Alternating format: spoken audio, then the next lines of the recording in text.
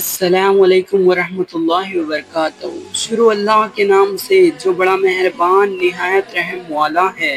حضرت ابن عمر رضی اللہ عنہ روایت کرتے ہیں کہ رسول اکرم صلی اللہ علیہ وسلم نے ارشاد فرمایا، درختوں میں ایک درخت ایسا ہے جس کے پتے نہیں جھڑتے اور وہ درخت مسلمانوں کے مشابہ ہے، مجھے بتائیں کہ وہ کون سا درخت ہے؟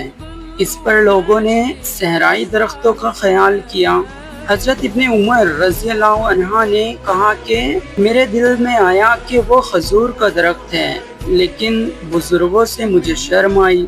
آخر صحابہ کرام رضی اللہ عنہ اجمعین نے کہا، آپ صلی اللہ علیہ وسلم آپ ہی بتا دیجئے کہ وہ کون سا درخت ہے۔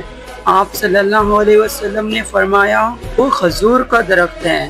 وضاحت سے یہ معلوم ہوا کہ دین سمجھنے اور علم حاصل کرنے کے لیے حیا نہیں کرنی چاہیے، کیونکہ علم سے روکنے والی دو چیزیں ہیں، پہلی تکبر اور دوسری شرم و حیا۔